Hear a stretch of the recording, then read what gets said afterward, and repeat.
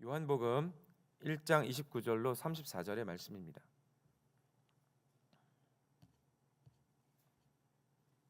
요한복음 1장 29절로 34절의 말씀 함께 한 목소리로 봉독하도록 하겠습니다. 29절입니다. 이튿날 요한이 예수께서 자기에게 나오심을 보고 이르되 보라, 세상 죄를 지고 가는 하나님의 어린 양이로다. 내가 전에 말하기를 내 뒤에 오는 사람이 있는데 나보다 앞선 것은 그가 나보다 먼저 계심이라 한 것이 이 사람을 가리킴이라. 나도 그를 알지 못하였으나 내가 와서 물로 세례를 베푸는 것은 그를 이스라엘에 나타내려 함이라 하니라. 요한이 또 증언하여 이르되 내가 보매 성령이 비둘기같이 하늘로부터 내려와서 그의 위에 머물렀더라. 나도 그를 알지 못하였으나 나를 보내어 물로 세례를 베풀라 하신 그이가 나에게 말씀하시되 성령이 내려서 누구 위에든지 머무는 것을 보거든 그가 곧 성령으로 세례를 베푸는 이인 줄 알라 하셨기에 내가 보고 그가 하나님의 아들이심을 증언하였노라 하니라. 아멘. 세례 요한에 대하여서 계속해서 말씀하고 요한복음 말씀하고 있고 세례 요한의 사명과 또 세례 요한이 예수 그리스도 메시아 되심을 드러내는 그 과정을 오늘 본문을 통해서 우리가 보게 됩니다. 제가 지난 토요일에 이 세례 요한에 대해서 함께 나눴는데 오늘 읽은 이 본문의 말씀을 보면 세례 요한 한 사람을 부르신 하나님의 부르심의 또 사명의 최정점에 다다랐다고 하는 것을 오늘 우리가 읽은 말씀을 통해서 볼 수가 있습니다. 메시아의 오심을 전하는 전령으로서의 부르심이 세례 요한에게 있었습니다. 그 전령의 역할을 이제 감당하기 위해서 그는 태어나기 전부터 천사를 통해서 수태고지를 통해서 그의 역할과 부르심을 이제 그 부모를 통해서 알게 됩니다. 누가복음 1장 17절 우리가 다시 한번 보았으면 좋겠는데 가브리엘 천사를 통해서 이 태어날 세례 요한이 어떠한 사명을 갖고 태어날지를 말해주고 있습니다. 17절의 말씀 함께 읽어보도록 하겠습니다. 그가 또 엘리야의 심령과 능력으로 주 앞에 먼저 와서 아버지의 마음을 자식에게 거스르는 자를 의인의 슬기에 돌아오게 하고 주를 위하여 세운 백성을 준비하리라. 이어서 계속해서 세례 요한의 사명에 대해서 나오지만 중요한 것은 그가 예수 그리스도 메시아 되신 그리스도보다 먼저 와서 예수 그리스도를 드러내는 그러한 일을 하게 될 것이다 라고 가브리엘 천사를 통해서 명시하고 있습니다. 그의 아버지 사가랴가 이 가브리엘과의 만남 속에서 믿음을 드러내지 못하고 불신앙으로 인하여서 그가 10달 동안 요한이 태어나기까지 이제 말을 못하게 되죠. 우리가 이제 주일 예배, 주일 설교의 본문이 그러합니다. 이 사가랴가 요한이 출생할 때에 입이 풀려서 그 아들 요한에 대한 예언을 쏟아냈는데요. 그 일부를 좀 다시 한번 보도록 하겠습니다. 누가복음 1장 76절로 78절 앞부분까지 제가 한번 읽어보도록 하겠습니다. 그 아버지가 아들을 향해서 이렇게 선포하고 있습니다. 이 아이여, 내가 지극히 높으신 이의 선지자라 일컬음을 받고 주 앞에 앞서가서 그 길을 준비하여 주의 백성에게 그 죄사함으로 말미암는 구원을 알게 하리니 이는 우리 하나님의 긍휼로 인함이라 하고 사가랴 입을 통해서 요한의 부르심에 대해서 말씀하고 있습니다. 엘리야의 심령으로 주님보다 먼저 앞서 백성들 앞에 나아가서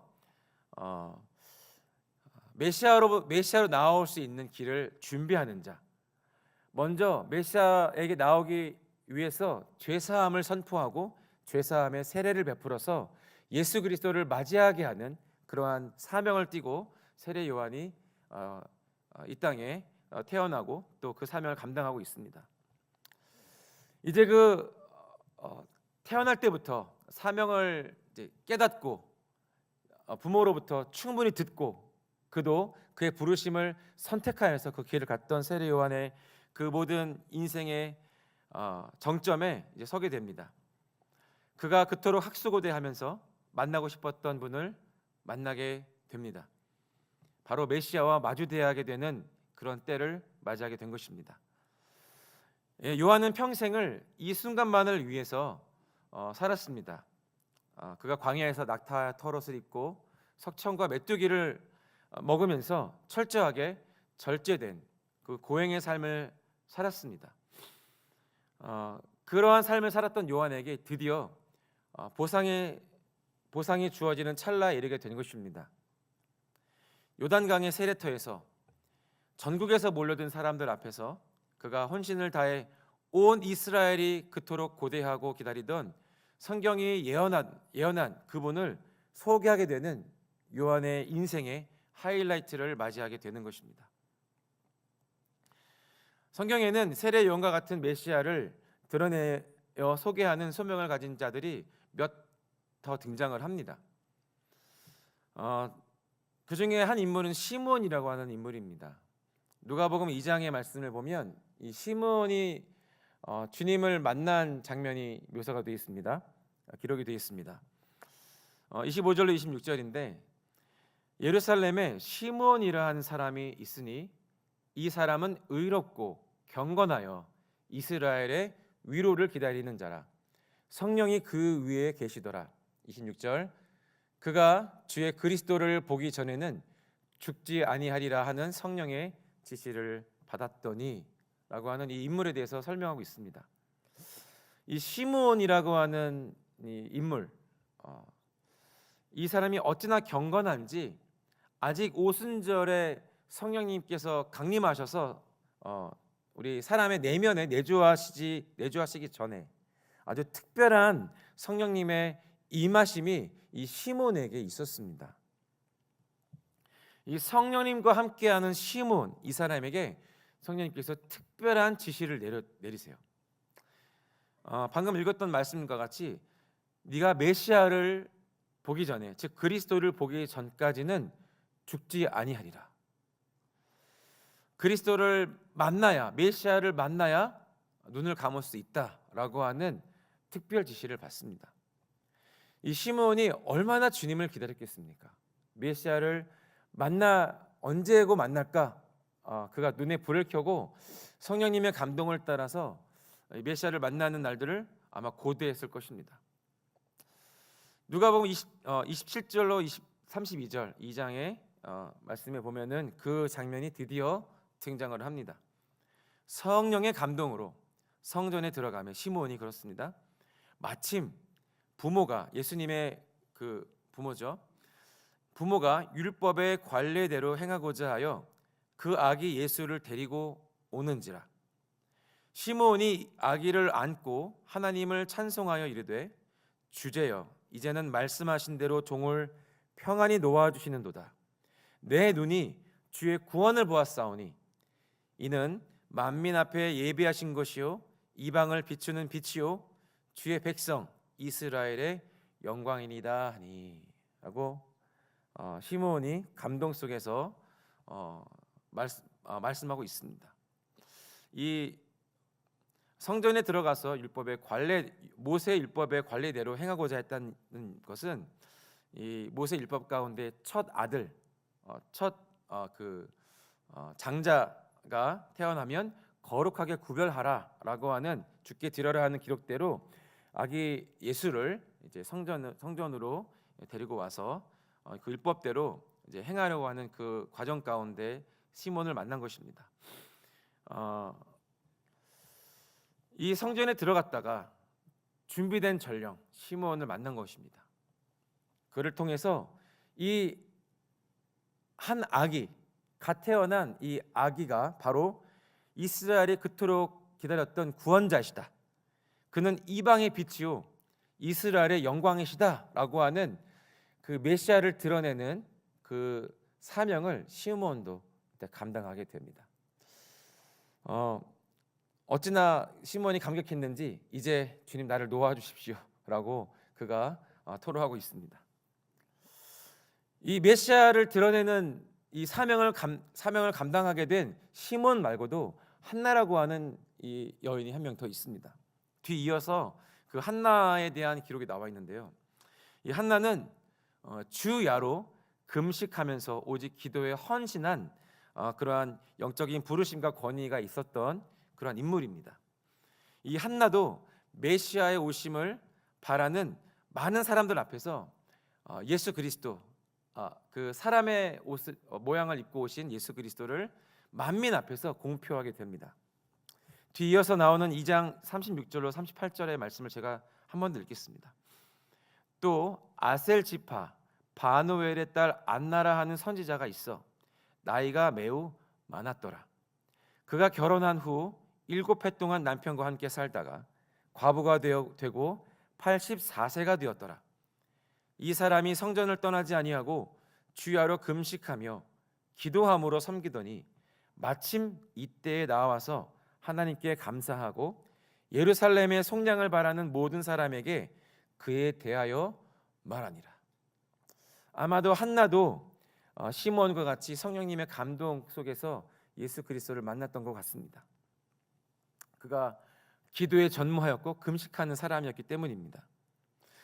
이 성전에 나와서 예식을 행하는 예수를 만나고 하나님께 감사하고 이스라엘이 그토록 바라는 속량하기를 바라는 메시아가 바로 그다라고 하는 것을 사람들에게 말하였다라고 합니다. 이러한 숱한 예고편이 끝나고 이제 요한의 차례가 된 것입니다. 본문의 29절에 이렇게 시작합니다. 이튿날 요한이 예수께서 자기에게 나오심을 보고 이르되라고 되어 있습니다. 우리가 오늘 주목하고 있는 이 세례 요한도요, 시므온처럼 성령님께서 지시하신, 성령님께 받은 지시가 있었습니다.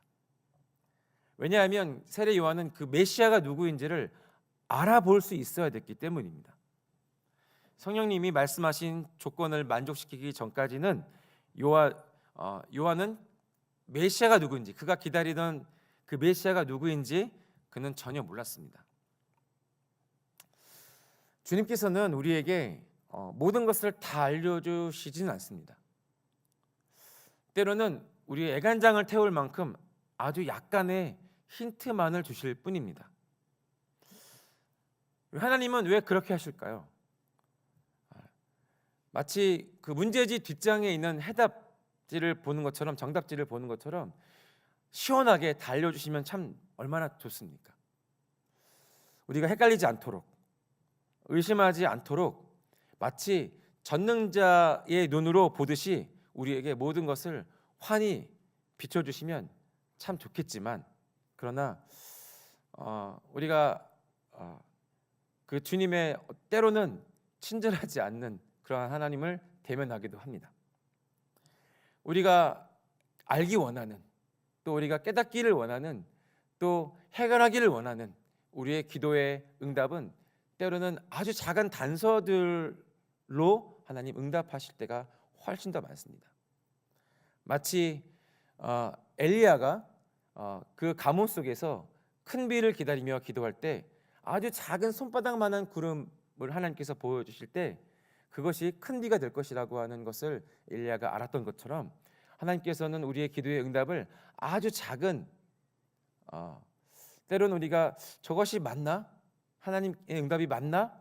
라고 헷갈릴 정도로 어떤 단서들을 주십니다. 왜냐하면 주님께서는 우리에게 요구하시는 바가 있기 때문입니다. 그것은 우리의 믿음을 요구하시기 때문에 그 작은 단서를 붙잡고 믿음으로 결심하고 결정하기를 주님께서 우리에게 요구하시기 때문에 그렇게 우리에게 작은 단서들을 발견하게 하시는 것입니다. 겨자씨 할 만한 믿음이라도 있다면 우리는 하늘의 비밀번호를 푸는 것처럼 마치 믿음이 하늘의 문을 여는 마스터키가 되어서 그 다음 단계로 우리를 이끌어가는 실마리를 풀게 하는 것임을 우리는 깨달을 수 있습니다. 그것들을 통해서 내가 믿음의 선택들을 해나가는 것을 통해서 내 안에 믿음이 계속해서 자라도록, 그 믿음이 견고해지도록 주님께서 우리를 인도하시는 방법으로서 그렇게 우리에게 작은 단서들을 주십니다. 다시 한번 우리의 믿음이 견고해지게 하시는 주님의 방법은 말씀에 순종하는 것, 그 믿음을 사용할 때 우리 믿음은 자라나게 됩니다. 오늘 본문의 세례 요한도요, 믿음을 사용해야 됐다라고 하는 것을 발견할 수 있습니다. 왜냐하면 세례 요한이 메시아가 누구신지 사실 몰랐기 때문입니다. 세례 요한도 어떤 작은 주님께서 주신 지시사항들, 그 메시아를 알아볼 수 있는 주님의 말씀을 의지해서 메시아를 분별해야 하게 됐기 때문입니다. 본문의 33절의 말씀 함께 읽어보도록 할까요? 33절입니다. 시작. 나도 그를 알지 못하였으나 나를 보내어 물로 세례를 베풀라 하신 그이가 나에게 말씀하시되 성령이 내려서 누구 위에든지 머무는 것을 보거든 그가 곧 성령으로 세례를 베푸는 이인 줄 알라 하셨기에. 여기 고백하지 않습니까? 나도 그를 알지 못한다.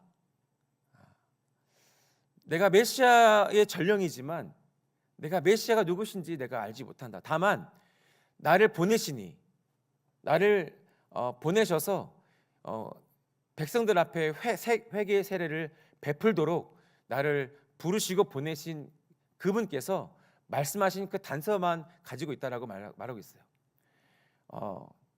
주님께서 그에게 말씀하시기를 성령이 내려서 누구 위에든지 머무는 것을 보거든 그가 곧 성령으로 세례를 베푸느니 곧 이스라엘이 학소고대하는 메시아인 줄 알라라고 말씀하셨다라고 하는 겁니다. 우리가 요한의 어머니, 세례 요한의 어머니 엘리사벳과 예수님의 어머니인 마리아가 친척 관계, 친족이라고 하는 것을 우리는 알고 있습니다. 그렇다면 세례 요한과 예수님도 사촌지간인 것이죠. 자신의 사촌 동생인 6개월 뒤에 태어난 예수님이 사촌 동생인데 자신의 그 알고 지낸 그 사촌 동생의 머리 위에 성령이 비둘기같이 임하는 것을 세례 요한이 보았던 것입니다. 성령께서 그에게 머물러 계신 것을 세례 요한이 보았을 때 그는 무슨 생각을 했을까요? 저는 순간적으로 세례 요한이 굉장히 당황했을 것이다라고 저는 생각합니다. 그가 알고 지내던, 물론 예수님 그 자신의 친척이 범상치 않은 인물이라고 하는 것은 알고 있었겠지만 그가 세례 요한이 자신의 일생을 바쳐서 섬기고자 했던 그 메시아가 나사렛 동네에 살고 있는 자신의 친족 예수일 것이라고는 그는 꿈에도 아마 생각하지 못했을 것입니다.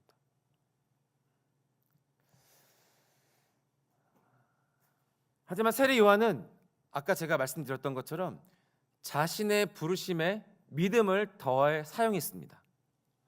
세례 요한은 자신의 상황이나 사람에 의지하지 않고 담대하게 옳은 선택을 합니다. 다시 한번 제가 본문 말씀을 읽겠습니다. 29절, 30절, 31절, 34절 말씀 제가 읽겠습니다. 이튿날 요한이 예수께서 자기에게 나오심을 보고 이르되, 믿음으로 그렇게 선포합니다. 보라, 세상 죄를 지고 가는 하나님의 어린 양이로다. 내가 전에 말하기를 내 뒤에 오는 사람이 있는데 나보다 앞선 것은 그가 나보다 먼저 계심이라 한 것이 이 사람을 가리킴이라. 나도 그를 알지 못하였으나 내가 와서 물로 세례를 베푸는 것은 그를 이스라엘에 나타내려 함이라 하니라. 34절에 내가 보고 그가 하나님의 아들이심을 증언하였노라 하니라. 주님께서는 우리 어떤 상황이나 감정에 매여 있지 않고, 혹은 우리의 지식이나 어떤 사람을 의지하지 아니하고 오직 선포된 말씀에 순종하려는, 그리고 기어이 순종해내는 그러한 사람들을 기뻐하시고 그러한 사람들을 사용하십니다. 우리가 보고 있는 이 세례 요한은요, 하나님께로부터 받은 말씀, 곧 성령님의 지시를 더하거나 빼거나 하지 않고 그대로 순종함으로 인하여서 메시아를 만인 가운데 드러내어 선포하게 되었습니다. 그가 비록 자신이 전혀 예상하지 못했던 인물, 나사렛의 자신의 친족 예수라는 인물이 내가 그토록 광야에서 절제하며 그를 세상에 드러내기 위해서, 그를 맞이하기 위해서 고생하고 절제했던 삶을 살았는데, 전혀 예상 외의 인물이 그 앞에 나타나서 메시아다라고 하는 것을 알게 되었을 때, 세례 요한은 그런 상황이나 그러한 자신의 지식이나 자신의 감정에 동요되지 않고 자신에게 주신 하나님의 말씀에만 의지하여서 그의 사역을 완수하게 된 것입니다. 바로 그 예수가 우리의 모든 죄짐을 대신 지고 죽어야 하는 유월절 어린 양, 속죄의 양이라고 하는 것을 선포하였습니다. 그 예수가 만물보다 먼저 계신 하나님이시다라고 하는 것을 드러냈고, 그리고 그가 성령으로 세례를 베푸시리라라고 하는 것을 모든 이들에게 말하고 있습니다. 즉 그는 하나님의 아들, 그가 하나님이시다라고 하는 것을 말했습니다. 우리가 알고 있는 사도 바울도 자신의 모든 삶과 사역이 오직 주님의 기쁨이 되기 위해서 달려온 것임을 분명하게 밝히고 있습니다. 갈라디아서 1장 9절, 우리가 전에 말하였거니와 내가 지금 다시 말하노니 만일 누구든지 내가 받은 것 외에 다른 복음을 전하면 저주를 받을지어다. 그러면서 이렇게 말씀합니다. 이제 내가 사람들에게 좋게 하랴, 하나님께 좋게 하랴, 사람들에게 기쁨을 구하랴. 내가 지금까지 사람들의 기쁨을 구하였다면 그리스도의 종이 아니니라. 바울이 했던 그 모든 사역이 하나님께서 인도하신 모든 삶 가운데 그가 행했던 모든 것이 사람들에게 기쁨을 구하기 위해서, 사람들에게 어떤 만족을 주기 위해서 한 것이 아니고 오직 하나님의 기쁨을 위해서 드린 것이다 라고 말하고 있습니다. 사람에 대한 두려움은 영적인 함정이 됩니다. 반대로 하나님을 신뢰하는 믿음은 우리에게 안전한 피난처가 되어줄 것입니다. 잠언 29장 25절, 사람을 두려워하면 올무에 걸리게 되거니와 여호와를 의지하는 자는 안전하리라. 계속해서 말씀들을 좀 나열해서 보겠습니다. 이사야서 51장 12절입니다. 이르시되 너희를 위로하는 자는 나 곧 나이니라. 너는 어떠한 자에게 죽을 사람을 두려워하며 풀같이 될 사람의 아들을 두려워하느냐. 사람에 대한 두려움에 대해서 주님께서 말씀하고 있습니다. 여호수아서 1장 9절, 우리 이 말씀 함께 읽도록 하겠습니다. 시작. 내가 내게 명령한 것이 아니냐. 강하고 담대하라. 두려워하지 말며 놀라지 말라. 내가 어디로 가든지 내 하나님 여호와가 너와 함께 하느니라 하시니라. 상황 속에서 또 자신의 주어진 온 이스라엘의 리더가 되어 이끌어가야 될 그 상황 속에서 여호수아는 참 두려운 마음과 또 떨리는 마음을 가지고 있었는데, 주님께서 그러한 것들을 보지 말고, 그러한 것들로 인해서 두려워하지 말고 내가 너와 함께하는 것을 바라보라라고 말씀하고 계십니다. 예, 이러한 말씀들은 참 성경에 많습니다. 계속해서 우리에게 말씀해 주고 계시는 주님의 음성인데요. 긴박한 상황 때문에 오히려 그 반대로 사람들을 두려워하는 것 때문에 불순종을 택했던 사람도 있습니다. 사울이라고 하는 이제 그 인물은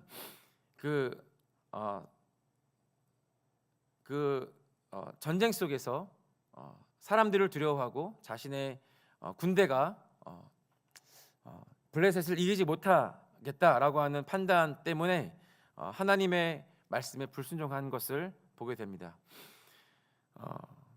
사무엘상 15장 22절, 그 불순종한 사울을 향해서 사무엘 선지자가 이렇게 말씀합니다.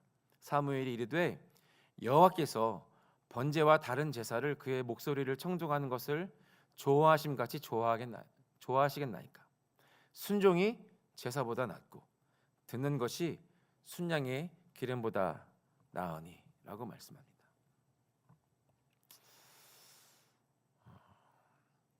예, 100세에 얻은 아들 이삭을 아브라함은 목숨처럼 사랑했지만, 그러나 오직 그 아브라함에게 주어진 주님의 음성, 주님의 말씀에 그는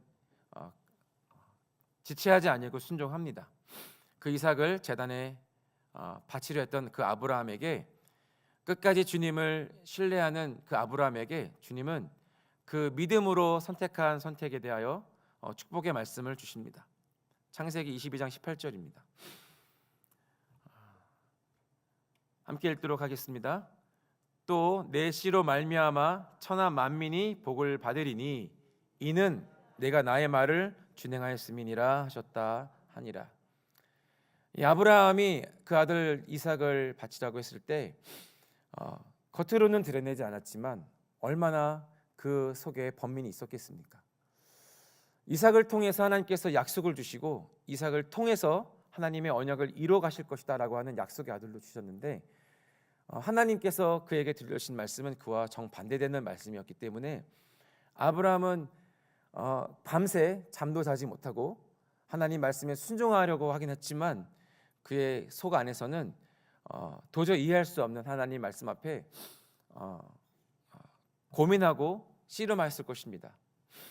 그러나 아브라함은 믿음의 사람이었기 때문에 자신의 감정이나 자신에게 있는 어떤 상황이나 이런 것이 그의 믿음에 영향을 주지 아니하고 그는 하나님 말씀하셨다라고 하는 것을 신뢰하고 그의 아들 이삭을 바치기로 결정합니다.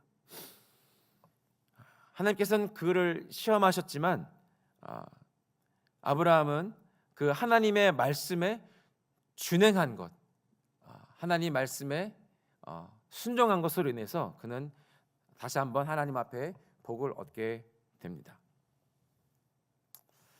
다시 한번 말씀드립니다. 주님께서는 상황이나 감정에 매여 있지 않은 자들, 지식이나 어떤 사람을 의지하지 아니하고 오직 나에게 주어진 선포된 말씀에 순종하려는, 그리고 기어이 순종해내는 자들을 하나님께서는 기뻐하시고 그를 통해서 하나님의 뜻을, 하나님의 역사를 행하십니다.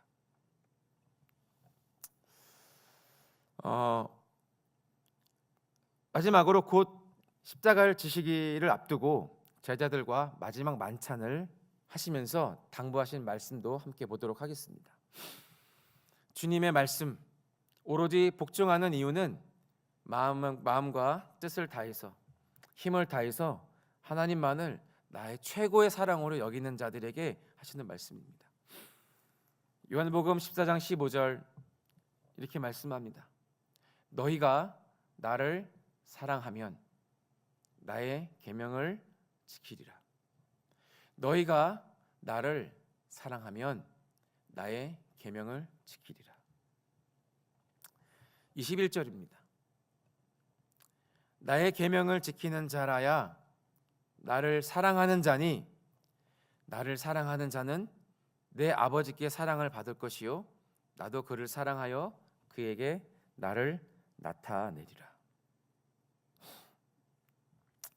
우리가 하나님을 사랑한다라고 하는 고백을 드리고, 그리고 그것을 우리의 기도 가운데 날마다 고백하지만, 그러나 주님께서는 너희가 나를 사랑한다면, 그 사랑이 진실되다라고 한다면 나의 말씀, 내가 너에게 준 계명을 지켜야 된다라고 말씀하고 계십니다.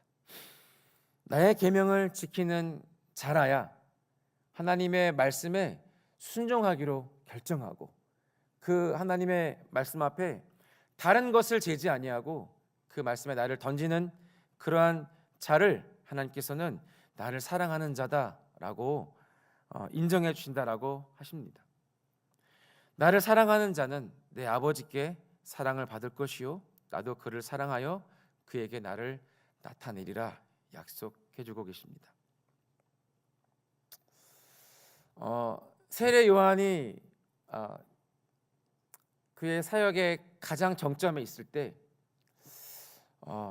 그가 하나님께서 그에게 말씀하신 메시아를 드러내고 메시아가 온 세상 가운데 나타나기 위해서 광야에서 외치는 자의 소리가 되어서 그 메시아의 오심을 증거하는 그런 전령으로서 그의 사역을 이제 완수해가는 그 과정 속에 세례 요한은 믿음을 사용해야 됐습니다. 전혀 그가 이상하지 못했던 그 예수 그리스도를 만났을 때 그는 자신의 상황에 의지하지 아니하고 주님께서 자신에게 주어진 말씀을 의지해서 순종하여서 그 메시아를 선포했습니다. 하나님의 말씀이 우리에게 주어질 때에 때로는 그 말씀이 나에게 주어지고 또 그 말씀에 내가 순종해야 된다라고 하는 것을 우리는 알지만 때로는 그 말씀 앞에 두려움이 올 때가 참 많습니다. 내가 그 말씀을, 내게 주신 말씀을 할 수 있을까? 이 말씀이 나에게 이루어질 수 있을까? 나는 연약하고 나의 말에는 힘이 없고 또 하나님께서 주신 그 말씀의 그 깊이와 그 넓이가 내가 행할 수 없는 높고 큰 것인데 내가 그것을 어떻게 할 수 있을까라고 하는 의구심이 들 때가 참 많습니다. 그러나 그건 저에게도 물론이고 우리가 하나님 앞에 있는 우리 모두에게 동일하다고 저는 믿습니다. 하나님께서는 그러한 상황 속에서 우리에게 있는 믿음을 사용하라라고 말씀하고 있다고 믿습니다. 위대한 인물 세례 요한에게도 그와 같은 일이 있었고 수많은 믿음의 선진들의 삶 가운데서도 하나님의 뜻을 이루기 위한 결정적인 순간에는 언제나 믿음을 사용해야 되는, 하나님의 말씀에 자기 자신을 들여서 순복해야 되는 그러한 과정이 있었습니다. 능력의 여하가 아니라 내가 그 주님의 뜻에 행할 수 있는 능력이 있고 없고를 떠나서 내가 그 말씀에 순종하고자 하는 믿음이 내 안에 있고 그것을 그 주님의 말씀에 나를 던질 수 있는 그러한 믿음으로 나아갈 때 하나님께서는 나를 사용하시고 하나님의 뜻을 이루는 도구로 세워 가실 것입니다.